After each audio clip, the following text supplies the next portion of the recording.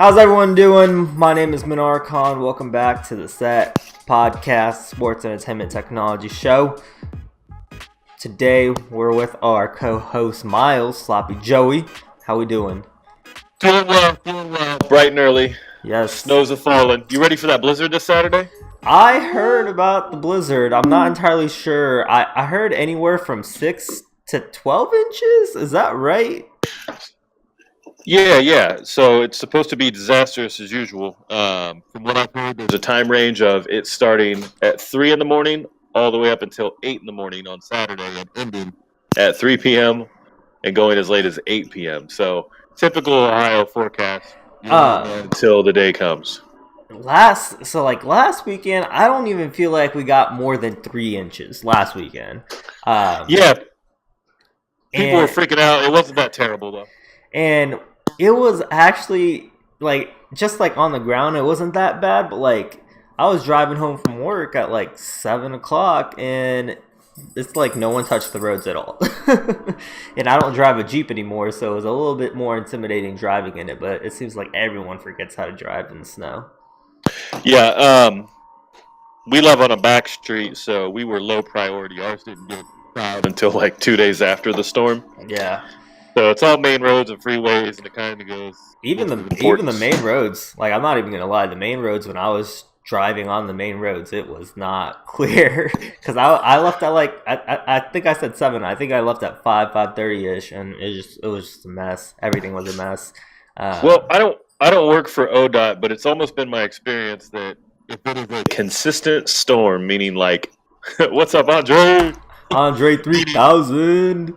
Meaning it doesn't just snow for an hour and then stop. If it's throughout the day, their priority is going to be the freeways. So they're going to consistently be driving those, salting them, plowing them. So that's probably what we were experiencing. But what I wanted to ask you was, it's going to storm Saturday. Might carry on a little bit into Sunday, but if it's free on Sunday, do you want to go sledding?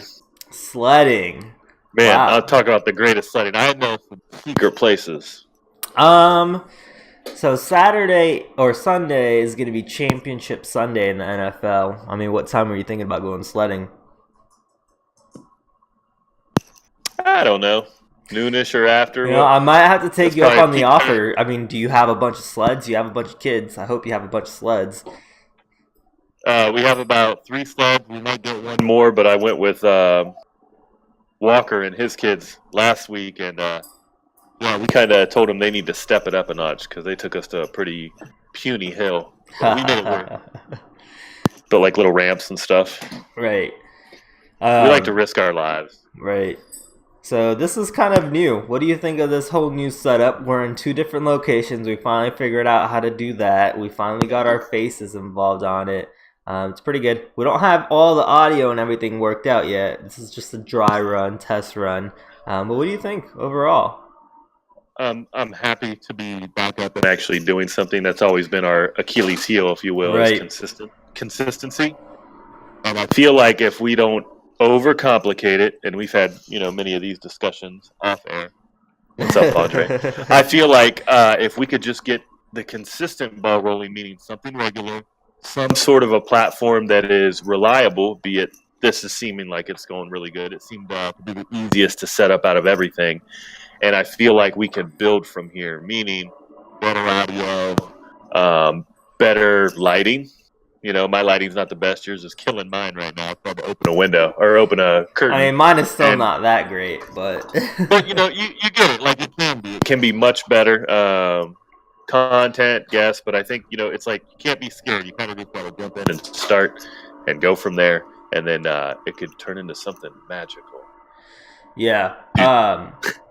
I'm excited for a potential studio. That might be, a year in the making, but that would be lit because then it wouldn't bother anybody. We both obviously live with, and to set up lighting and audio equipment, they would put up with it for a while, but eventually it would get old. Right. Our own little thing, and it's nobody. We could leave it set up, and then we just go in, power it up, and let it run. That would be ideal. So for those of you who don't know.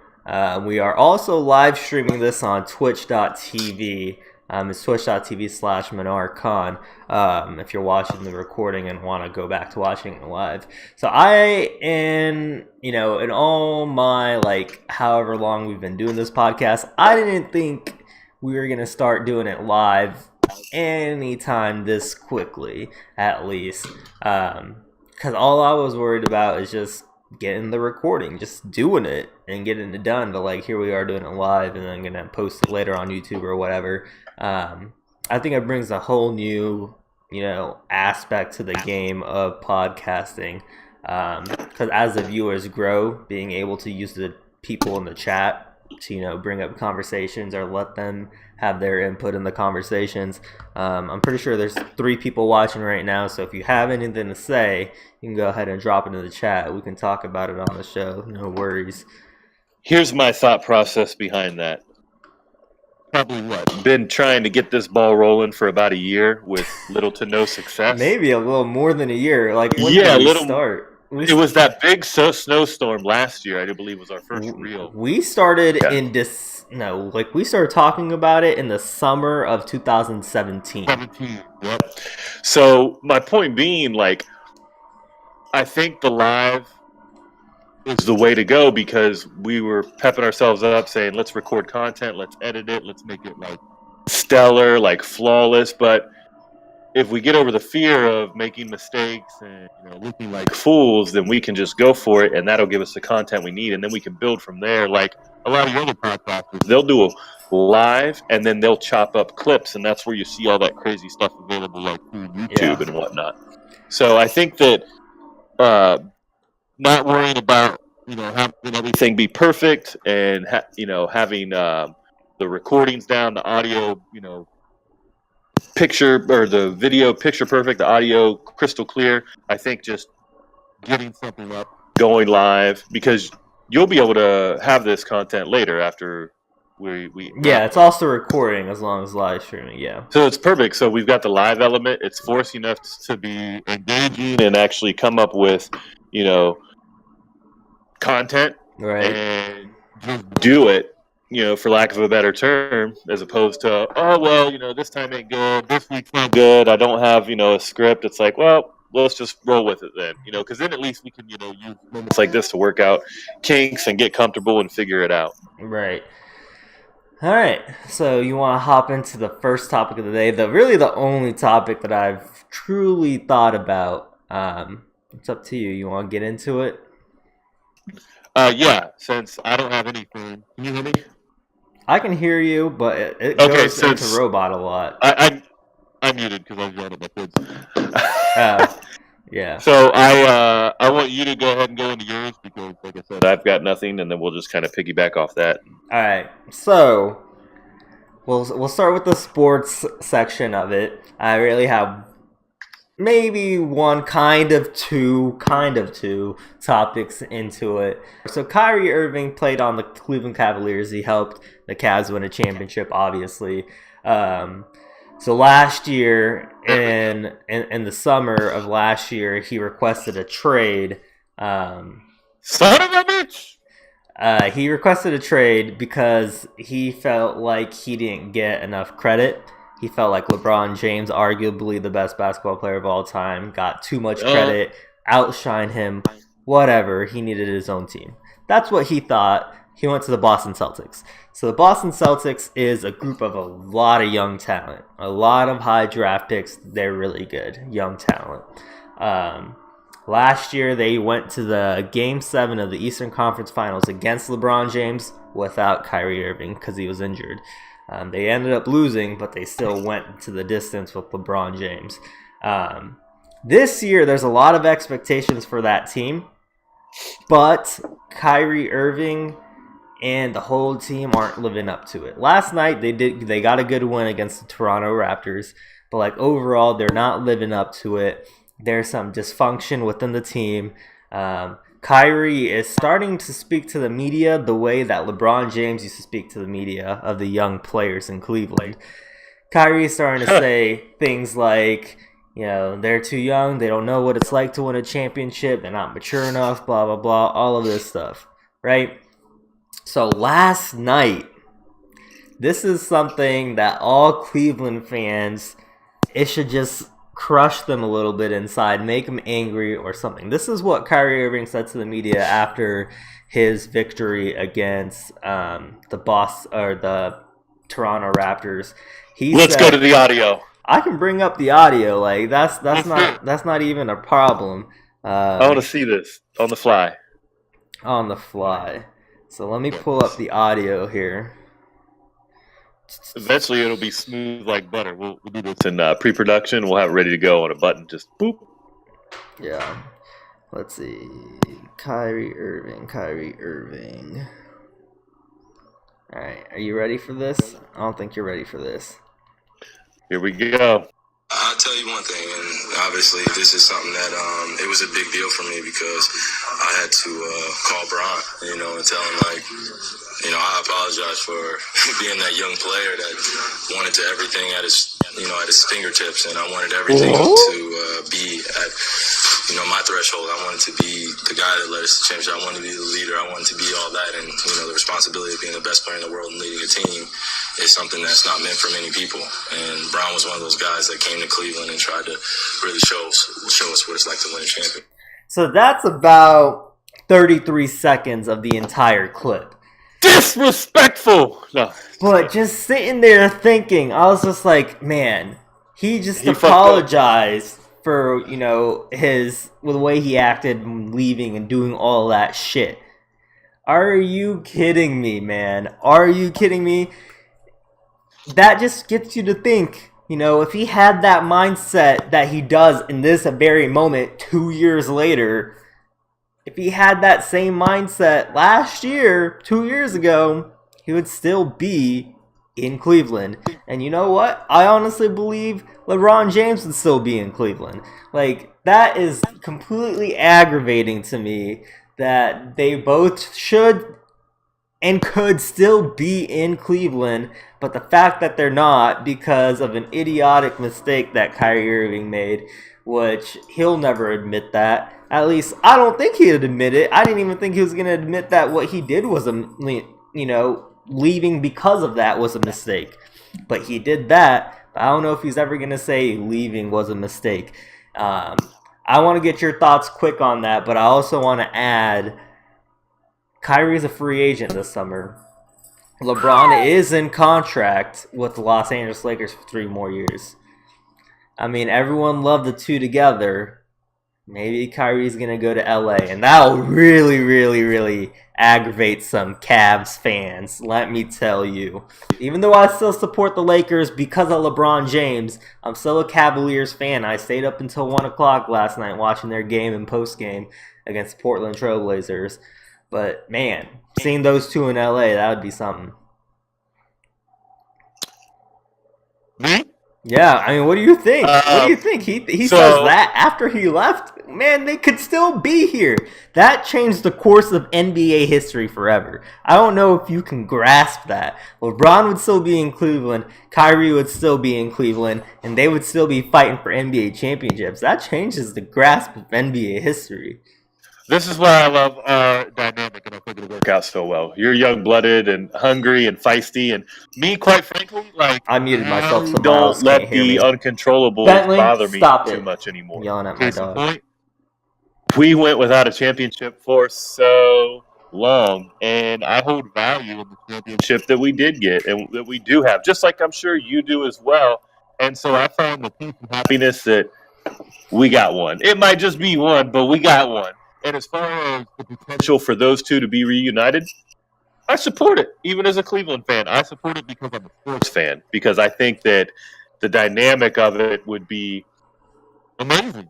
They could be potentially unstoppable. It's kind of like watching, the fighter go undefeated that I'm not the biggest fan of, but to see them have a good run of a, triple title defense or whatnot. Like, that's amazing. Or holding multiple championships, kind of like Conor McGregor. Wasn't the biggest Conor fan as a fighter, but I liked his energy. I liked his presence, and I liked what he brought to the sport. And he held multiple championships in multiple weight classes simultaneously. So I welcome the opportunity. Now, hindsight with the whole shoulda, coulda, woulda, we could do that all day long. You could. It's not gonna get us anywhere. But I applaud him. Because it takes maturity and it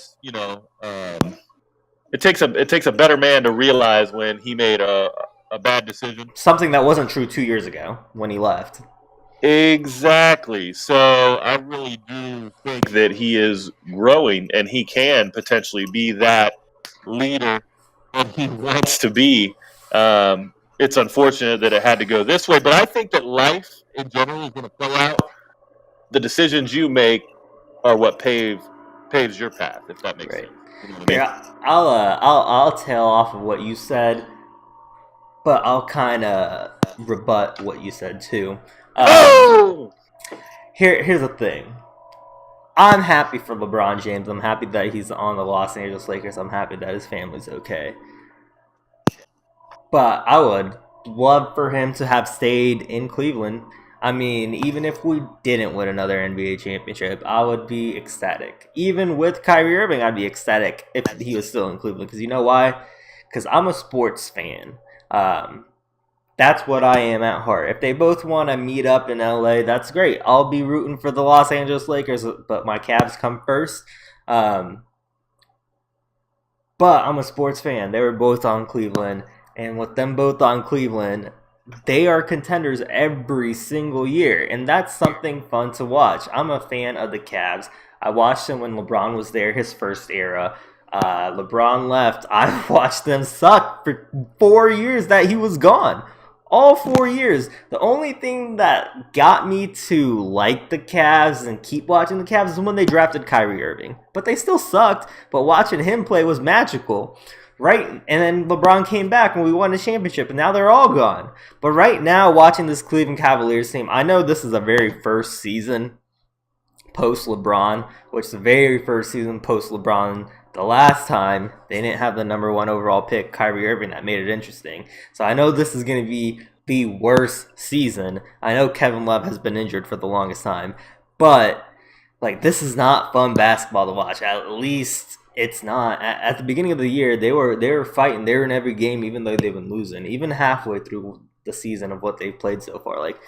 They've been pretty much in almost every single game. They've been fighting, and then they get blown out at the end. That's a lot much more fun to watch than last year when everyone gave half-ass effort. But then that's only fun for so long, right? Well, your NCAA championship's right around the corner, so I think you'll be all right. See, March Madness is pretty good. So I like March Madness. I wanna rebuttal your rebuttal real quick though, and then we can move on or keep going, whatever you want to do. All right. Think about it this way. If LeBron, in my opinion, would have stayed beyond that year, they were still, in my eyes, a good team that could have been rebuilt around. Meaning, it's fucking LeBron James. Excuse me, but there's no other way to put it. People would have came to Cleveland to play with LeBron James. They could have. It might have been a 3 to 5 year plan, but we could have been back to championship status. We were pretty much already there. And we didn't need Boy Wonder. We didn't need him. Let him go was my opinion. But unfortunately, that's where I think, they had to do what was best for them, meaning Kyrie, LeBron, if moving on was what was best for them in their opinions. But I feel like LeBron might have jumped ship a little too soon. I mean, here's what I'll say. I think LeBron made the right decision at the current state. I mean, that's kind of debatable. I think that both teams, the Cavs right now, or what they could have been if LeBron stayed and what the Lakers are right now, is about the same, except in an easier conference. I think it is. Yeah. Honestly, the Lakers suck without LeBron James, and that's true. I think full circle, though, this whole debate and topic comes down to the shoulda, coulda, woulda. Because if we take it back all the way to Miami, what if he would have stayed? What if he would have never left and went somewhere else? Then we would have been talking about, man, we could have got a championship. Here's my thing. I honestly believe. We got a championship. I honestly believe he was going to leave Miami after the 4 years anyway. Here's why I say that. It was a plan? It was a plan. That very first year that he was in Miami, I was in 8th grade. I remember coming home from wrestling practice and opening up my ESPN app on my iPod Touch, 2nd generation, holla at your boy. Technology. And I saw a video on ESPN. It was from Chris Broussard. He was on SportsCenter. It was about maybe 45 seconds long, and he was just like, "This is the first year that he was in Miami. He was there for 4. This is in December of the first year, so like they haven't even gone to the playoffs or not even halfway through the season." Chris Broussard's like, "Don't be surprised. After his 4th year in Miami, he has an opt-out. Don't be surprised if he decides to go back to Cleveland." This is after his first year, and I was just like, wow. I think I kind of believe that. And from that moment on, I believed it all the way up until he opted out his 4th year. And I told everyone he's coming back. No one's believing me. I tracked planes of the Cavs owner going down to Florida. I did so much research, and like I felt like a true sports journalist, which I really would like to do in the future. And it was actually pretty amazing when he actually came back that I could point into everyone's face and laugh at him. But I feel like we've talked enough NBA and LeBron James. You want to move on a little bit? I want to move on. I've got probably about 10 minutes max before I got to dip off. But I want to cover entertainment. I'd like to maybe just kind of review an easy topic, considering just throwing this together, but go over the movies that are out and potential ones maybe you've seen, I've seen, versus what you want to see. And then I've got a topic for technology too, and we'll bounce it off each other. But honestly, I don't really know much of the movies that are out right now. I'll rapid fire some. Okay. There's a list, but just some that jump out to me. So, starting with Aquaman, just because of how heavily marketed and promoted it was. I haven't seen it myself, and one of the big things that's turned me off, and I'd like to get your opinion on this, was it's over 2 hours long. It's Aquaman. What could it possibly contextually have? It's like as long as Titanic, for crying out loud. I don't know. I love my superhero movies, but I don't know that I can do that. It's not like it's Thanos or Spider-Man. It's fucking Aquaman. All I'm saying is I heard that movie was great. That's all I can tell you. I heard that movie is great. When you get over 2 hours in a movie, no matter what movie it is, it starts. You're vested. You're vested, which is true, but it starts to get a little uncomfortable or a little hard to watch. Not because the movie's bad or anything, but you're sitting in that chair in a cold ass movie theater, mind you. Like movie theaters are never, room temperature. It's cold as hell, and you're just kind of like in your seat, just moving your shoulders and trying to stretch. But I feel like there are very minimal amount of movies that can be greater than 2 hours long where you watch it in the theater and you feel comfortable. Agreed. Now, that's why I've made the conscious decision to wait till I can watch it at home. Yeah. In a comfortable environment. Yeah. But I did hear it was great. Oh, good. But you haven't seen it personally, right? I have not seen it personally. One I did see a couple, 3 weeks ago, Mule. What was it? The Clint Eastwood Mule. It's the Clint Eastwood one. Yeah. He's basically a dude that is a drug runner. He kind of stumbles into it late in life, and it's easy. I won't spoil it for you, but it's typical Clint Eastwood goodness, in my opinion. If you're not familiar with Clint Eastwood goodness, it's typical, old white racism. Great directing, Gran Torino-esque. I mean, he's one of the last living. He's one of the last living Wild West Western movie. Like he was the young kid growing up when they were still making the Westerns, before movies like Tombstone and whatnot came out. Like John Wayne was still alive. Clint Eastwood was the young kid. Now he's the old cat. He's still on the block and he's still making movies, and quite amazingly. So I guess this is my question to you, really quick. A lot of people with Clint Eastwood movies, they make it seem like every time he creates a new movie, that's something that you have to go watch. Are you that person? You have to go watch that Clint Eastwood movie? Because I don't really feel like that. I'm like, oh, that's a pretty cool premise for a movie. 5 months later, when it's on HBO, I'll watch it on HBO. That's me. Perfect point. So I think it comes down to taste. I love pizza. You might not like pizza. I already know what I like Clint Eastwood movies. I like his directing style, so I know that I'm going to go and see that one as soon as I can. Some people were like that with superhero Marvel movies. I could take it or leave it. I could totally wait for the newest Marvel movie to come out to where I can watch it comfortably at home. My kids won't allow that, but that's the type of person I am because I'm not a. This is going to sound terrible, but yeah, I'll call them fanatics. There's some fanatics out there that are there, release night, midnight, ready to go.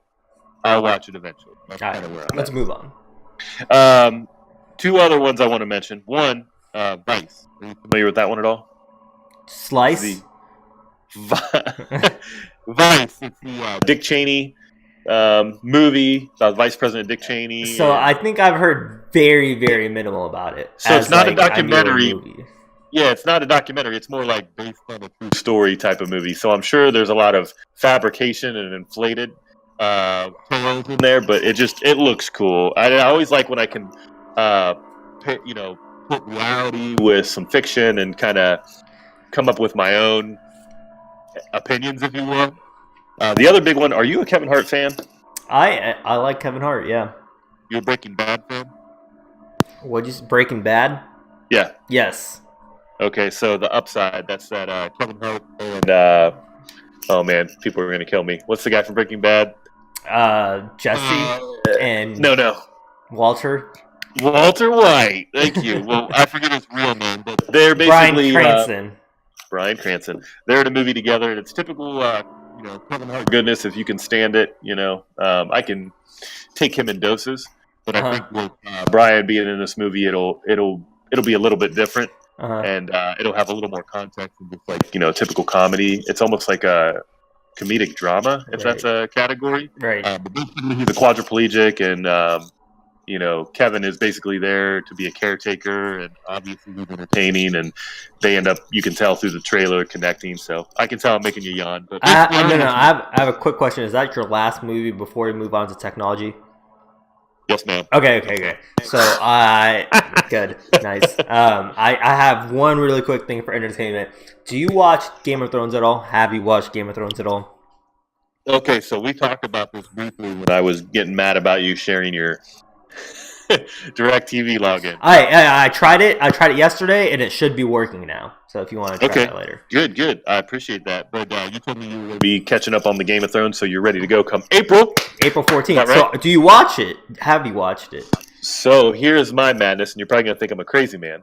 I don't think I have the time to binge watch and catch up like you. I have not seen any. So I completely went into this knowing that I was going to wait for this final season to completely commence, I think is the term, and I'm going to wait to watch everything from start to finish.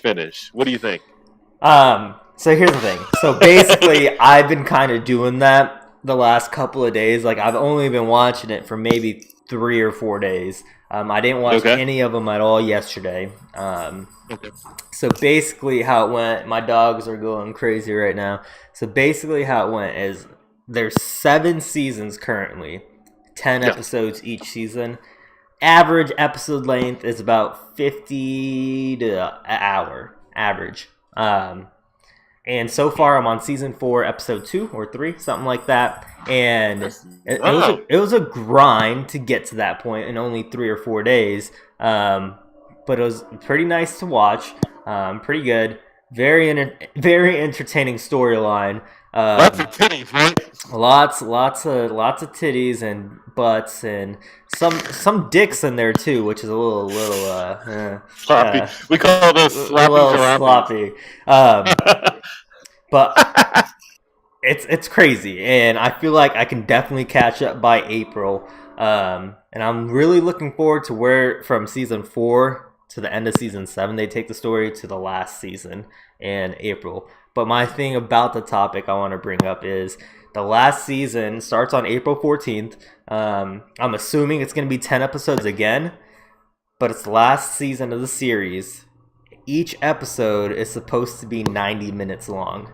Holy like crap. A feature-length movie. And I don't know about how you're feeling because you're not watching the show, but I feel like fans of the show, myself now becoming a true fan of the show, 90 minutes is going to be the best 90 minutes of my week that Sunday night when it airs. Because there's something that happened in season 3 that was really big for the entire storyline. And I watch reaction videos on YouTube, and everyone is just freaking out about it. So everyone's invested into the show, just like reactions to like people dying. So like Yeah. reactions, like a full 90-minute season. It's just gonna be insane. I want to And know what you that think of and that.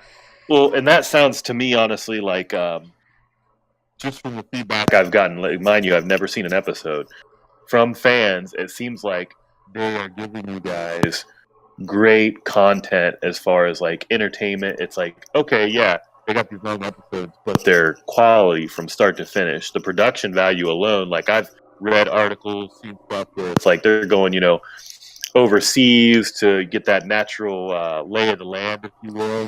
And then, they cover things in post production for like whatever CGI and dragons and all this. But like, it's amazing the work they put into it, and it shows. Yeah, I want to add something to what you said that helps all of what they do of what they can do.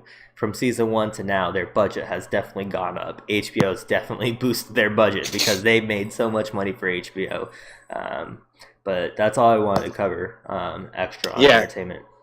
Yeah, and I think with the 90 minutes that you're making reference to, on the handful of seasons I've watched from start to finish on shows, there was something satisfying about those, final episodes where it'd be an hour and a half long, that was like just brought you a little bit extra joy, and you felt like, man, that was a good meal. But this is an entire season worth of 90 minutes, which is going to be insane. Because it's the end. It's the end. Right. So I'll let you finish it off with our last topic in technology, and then we'll wrap it up for the day.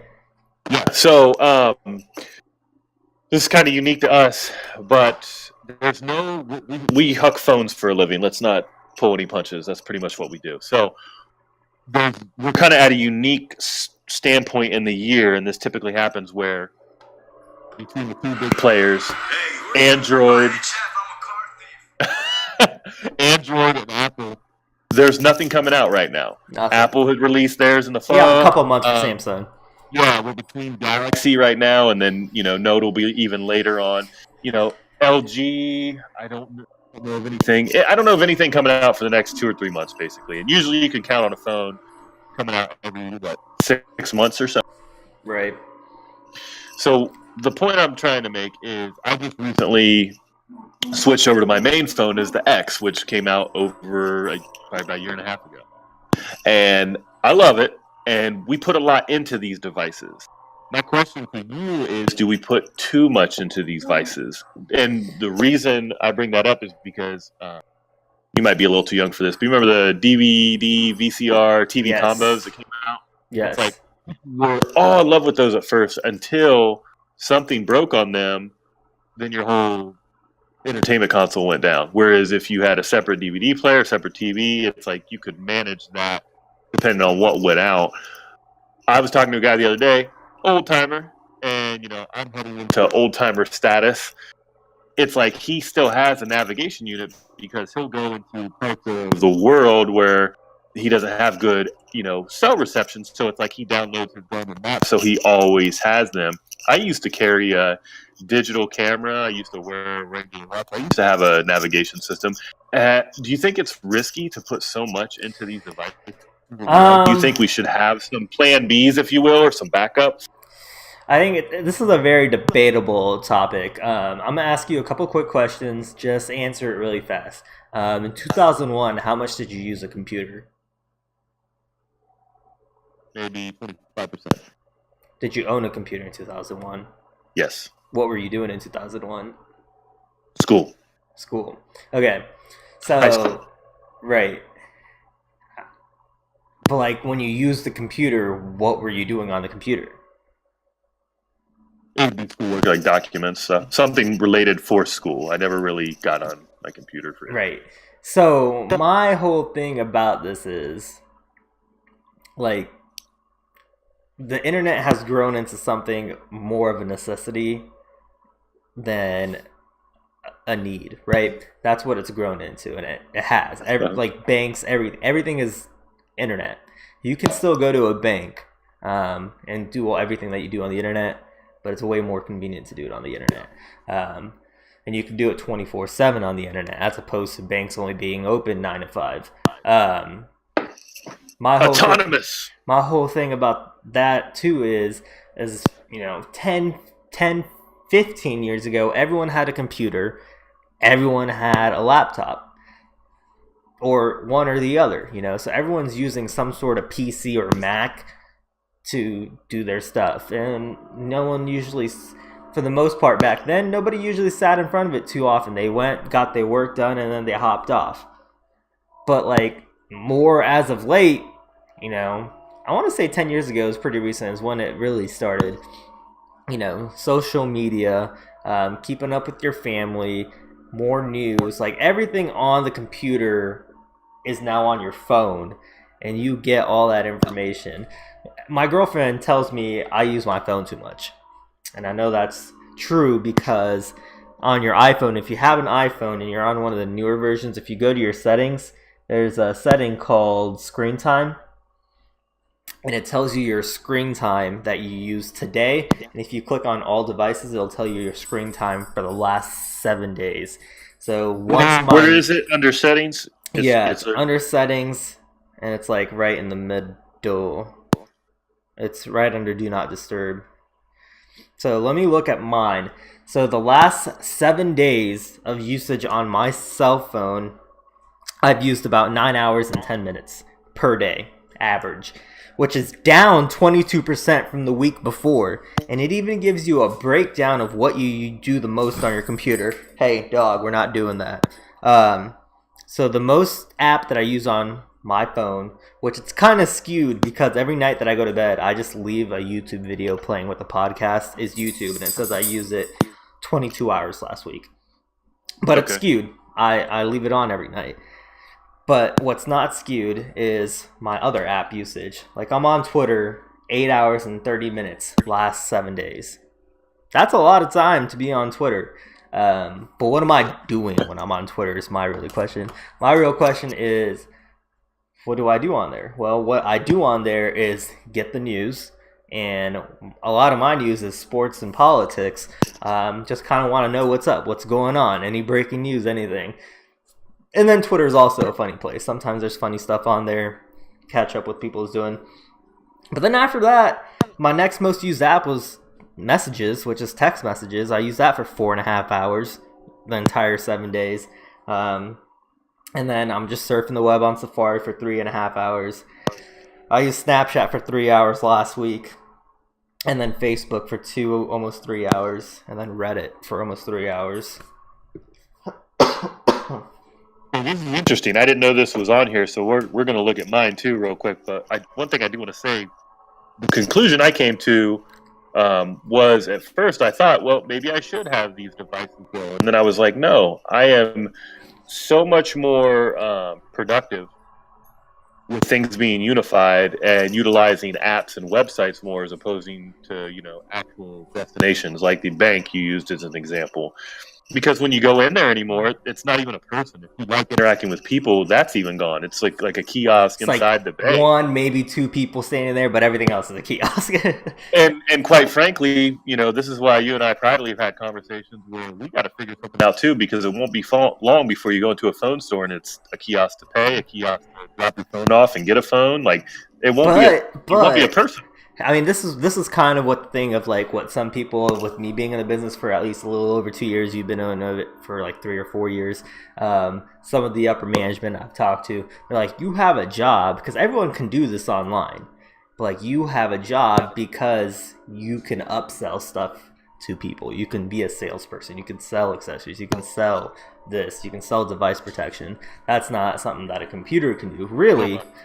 I mean, at least in the current state, eventually, robots take over the world, they can probably sell you something, whatever. Figure out an algorithm, they'll read people's faces and determine what the best option is. Right. But let's read mine real quick. So how do I read this? It says iPhone. Is this minutes it's referencing? So if you click on screen time, and then click that. on all devices, and then go to the last 7 days. Last 7 days. Okay. Now what am I looking at? So the big box right in front of you tells you your average use 9 hours and 10 minutes per day. 3 hours and 8 minutes per day. That's not a lot at all. But I guess you have way more responsibilities than I do. I do have a ton of stuff to do. But one thing that did jump out to me, though, is I'm not really productive when I'm on this thing. I'm productive about, looks like it's 2 hours and 50 minutes. I think this is giving me my week total. Yes. Social media is about 4 hours, 30 minutes. And then entertainment, over 8 hours. Yes. So wait, let me compare my numbers to yours. And mine is YouTube as well. Okay, listen. Your entertainment numbers compared to mine is 22 hours. My social media for the last 7 days was 19 and a half hours. God damn. My total is only 22 hours. Right. I got to step my game up. But I'm not even gonna lie, bro. Like, this is down 22%. My highest that I've seen personally, because I don't really look at this a lot because it kind of makes me upset, is like 12 hours. 12 hours in a day. You also do, when you're working, you're in a lot busier of a store. At least I would like to believe so. So you're not on your phone as much, or maybe I'm wrong. Maybe you're on your phone completely the entire time that you're at the store. That's the only time that you see on your phone. But for me, it's dead. And when it's dead, you can only do so much things before there's nothing left to do. Yeah. Christian Rose. Right. But what'd you think? This is our first show. We did it live. We're recording and everything. What'd you think of it? I think it was amazing for really not having any script. Nothing. No script. And not that we plan to script everything, but we should have like a timeline. Right, we don't have a script, but we have like topics that we want to hit, or maybe. Yeah. And we literally had nothing. I had the one Kyrie Irving thing. That's the only thing I had. I kind of wanted to get into Save the Crew a little bit, but we kind of ran out of time. Jesus, let it go, would you? The hashtag saved the crew. We did it, boys and girls. Jesus, we will. That'll be a next show topic. We'll do that. So we're gonna try to get on the weekly bandwagon again. We can do it weekly. Honestly, what is tomorrow? I can do this again tomorrow. Yeah, maybe we should, at least in the beginning, try to get more consistent, more than weekly, to get like more familiar, especially me with the program. Comfortable. But I think that the possibilities are limitless, honestly. Right. I think it just kind of free rolling this showed that there's chemistry there. Yeah. We got something. I'm excited for potential guests and potential growth. So I think just keeping it going. I think you found a good platform. Good job on that. Thank you. It took a long time. We started this in September, or we started this in 2017, in the summer of 2017. 2019 now. Right. Hey, why are we yelling? All right. You want to do the send off? I'll do the send off. Thank you guys for watching. Sloppy Joey. My name is Minar Khan. Thank you guys for watching another episode of the Sports Entertainment Technology Podcast. Miles, Minar, Sloppy Joey, still Minar. Signing out. Shere Khan. My dog Bentley. Take it easy, y'all. Bye-bye.